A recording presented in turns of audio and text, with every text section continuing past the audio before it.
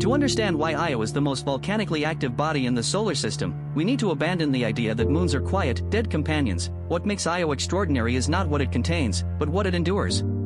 A relentless gravitational battle between Jupiter and two other moons keeps Io's interior molten, its surface cracking, and its volcanoes erupting every single day, for billions of years. If Io orbited Jupiter alone in a perfectly circular path, tidal forces would quickly lock it into a steady state. Its orbit would stabilize, its interior would cool, and its surface would become a frozen, cratered wasteland just like most of the solar system's moons. But Io is not alone, and that solitary fact condemns it to something far more violent. Io shares its orbit with Europa and Ganymede, two other Galilean moons. They do not just coexist, they interact. This interaction is known as the Laplace resonance, and it is the hidden engine that powers Io's volcanoes. For every orbit Ganymede makes around Jupiter, Europa completes exactly 2, and Io completes exactly 4. This 1:2:4 ratio is not a coincidence. It is a gravitational trap. Over millions of years, the gravitational pulls between these three moons have locked them into this precise resonance. And the consequence is that Io cannot settle into a simple, circular orbit. Every time Io passes Europa, the larger moon gives it a slight gravitational tug. Every time Io passes Ganymede, the tug is stronger still. The result, Io's orbit is not a circle, it's an ellipse, a subtle ellipse, but that tiny deviation changes everything. When Io moves closer to Jupiter in its elliptical orbit, Jupiter's gravity pulls harder on it. When Io moves farther away, the pull weakens. But Io's body is not perfectly rigid, it is a solid sphere of rock, metal, and sulfur compounds that flexes under stress. Multiply that flexing by billions of tons of rock, and the process, known as tidal heating, generates immense friction inside the moon. Much like repeatedly bending a paperclip causes it to grow hot, Io's constant deformation produces colossal amounts of internal heat. This heat does not just warm the interior, it melts it. Deep beneath Io's surface, a layer of magma is kept liquid by this ongoing tidal friction. The magma compresses, expands, and finds pathways to the surface through cracks and fractures.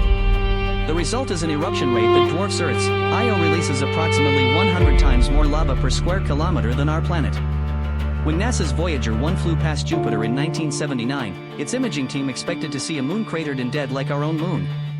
Instead, the first images revealed something that no one had predicted. Plumes rising 300 kilometers above the surface, taller than Mount Everest is from sea level, were clearly visible against the blackness of space. Humanity had just witnessed the most active volcanic world in the solar system, and it was a moon less than 1% the mass of Earth. Since then, multiple missions, Galileo, New Horizons, Juno, have refined our understanding of Io's tortured geography. The moon's surface is covered in over 400 active volcanoes, constantly reshaping its face. One of the most remarkable is Loki Patera, a lava lake 200 kilometers across, larger than the state of Delaware. If such a feature existed on Earth, it would stretch from New York City to Philadelphia, filled with liquid rock glowing at over 1,000 degrees Celsius. Another is Pele, named after the Hawaiian volcano goddess, which produces persistent plumes of sulfur dioxide gas that rise up to 300 kilometers above the surface. The deposits from Pele and other plumes form a thin, patchy atmosphere that is constantly recycled. Volcanic gases are released, then lost to space, then replenished by the next eruption. Io breathes through its volcanoes. But perhaps the most alien feature is the mountains. Io's surface is punctuated by massive peaks, many taller than Mount Everest, but they are not formed by plate tectonics. Instead, they are thrust upward by the compression and expansion of the moon's interior as tidal forces warp its shape. Some of these mountains are so steep that they are unstable and continuously collapsing. On Io, the ground itself is temporary. The moon's surface temperature ranges from -130 degrees Celsius in the coldest spots to over 1,600 degrees Celsius at active eruption sites. This extreme contrast, frozen ice fields adjacent to rivers of lava, is possible only because the tidal heating is so localized and violent. The sulfur dioxide frost that covers much of Io is a solid at normal temperatures, but when a volcanic eruption passes through it, the frost vaporizes instantly, creating brilliant yellow and red deposits that stain the landscape.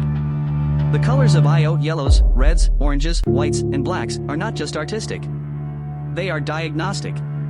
Each color corresponds to a different sulfur allotropes and compounds. Fresh sulfur flows are yellow, older flows exposed to radiation turn red or brown. The white patches are sulfur dioxide frost. The blackest areas are silicate lava that is cooled into obsidian-like glass. Io's palette tells the story of its composition. The energy budget of this tiny moon is staggering. Io radiates about 100 times more heat per square meter than Earth does, despite being much smaller and farther from the Sun. The tidal heating process is so efficient that it converts gravitational potential energy into thermal energy at a rate of approximately 100 million megawatts, enough to power all of human civilization thousands of times over. Yet Io's internal heat is not evenly distributed. Some regions, particularly near the poles, are relatively cool, while the equatorial band is a perpetual hot zone. This asymmetry is a direct consequence of the tidal heating mechanism. The parts of Io that are most deformed by Jupiter's gravity experience the most friction and thus the most melting. The result is a moon with a permanent, global lava system that never stabilizes. One of the most dramatic consequences of this activity is Io's plasma torus, a donut-shaped ring of ionized gas that loops around Jupiter, fed by material escaping from Io's volcanoes. Every second, about 1 ton of material is stripped from Io by Jupiter's magnetic field. This plasma torus is so bright at certain wavelengths that it can be observed from Earth with small telescopes. The moon is literally bleeding into space. What does the future hold for Io? The Laplace resonance is stable on timescales of billions of years, meaning the tidal heating will continue as long as the resonance holds. But eventually, gravitational interactions with other bodies will either break the resonance or push Io into an even more extreme orbit. When that happens, the tidal heating will change, perhaps increasing, perhaps decreasing. But for now, Io is caught in a perfect storm of position and motion that keeps it eternally active. It has maintained this infernal state for more than 4 billion years. And it will persist for billions more, forever renewed, forever changing, powered by the same gravitational bands that first set it ablaze. In the end, Io is not just a moon. It is a